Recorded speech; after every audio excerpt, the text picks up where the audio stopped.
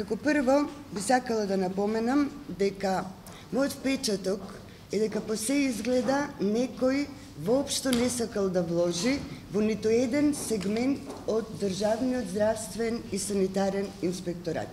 ДСЗИ во моментот располага со 70 вработени.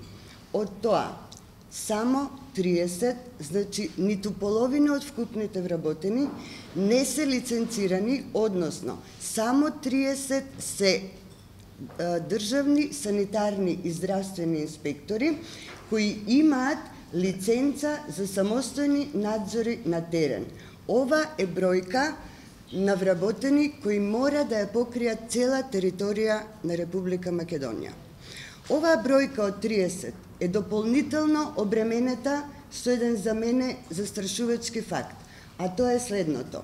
9 од вработените се на возраст од 54 до 59 години, а 11 од 59 до 69 години. До 66. До 69, да. Или 67. Како и да е, и простата математика ќе ни каже дека воколку не се превземат итни и ургентни мерки, во следните неколку години Република Македонија, односно Државниот здравствен и санитарен инспекторат, ќе остане само со 10 инспектори. Сакам да ви кажам и за еден куриозитет кој јас би го нарекла неподнослива леснотија на постоење. Во ДСЗИ постојат 12 вработени кои повеќе од 8 години имаат положено инспекторски испит, имаат важечка лиценца, меѓутоа, од за мене непознати причини, наводно финансиски, не им е дозволено да работат како самостојни инспектори. Тие лица доаѓаат на работа, имаат образование и дозвола да вршат самостојен инспекторски надзор, меѓутоа, заради одредени причини, не им е овозможено истото. Сакам да испратам јасна порака дека Државниот здравствен и санитарен инспекторат цврсто ке стои на своите одлуки, кои ги носи исклучиво и само во прилог во согласност со позитивните законски прописи и дека нема да подклекне и да промени свој извештај, ниту на било какви јавувања, претења, закани и уште нешто, па дури ни од личности кои можат да се јават употребувајќи позиција на мок и власт. Значи, потврдувам дека Државниот санитарен инспекторат нема да амнестира ничеви пријатели или роднини кои би го загрозиле здравието на населението. Мора еднаш да почнеме да работиме и да размислуваме поинаку.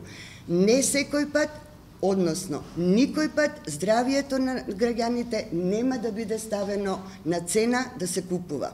Значи, еднаш за секогаш ќе мора да се почне да се размислува и работи поинаку.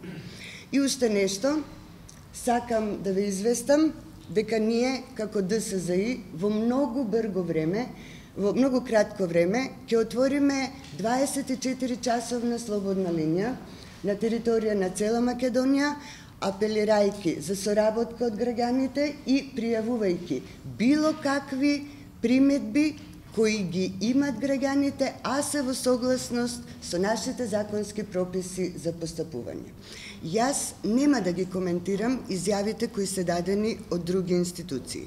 Јас ќе кажам само едно, дека Државниот здравствен и санитарен инспекторат, конечното решение дали има или нема труење со храна во одреден објект, го носи врз добиени извештаи од Центар за јавно здравје, која е единствена и Институт за јавно здравје, единствена надлежна институција да го обработува овој проблем. Од таму добивме наод кој нас ни дава за право да кажеме дека да, во тој правен субјект е настанато труење со храна.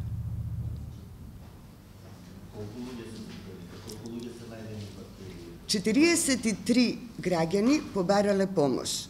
Се надевам дека и никој од вас не мисли дека таму се работи за стомачен вирус. Клиничката слика е различна.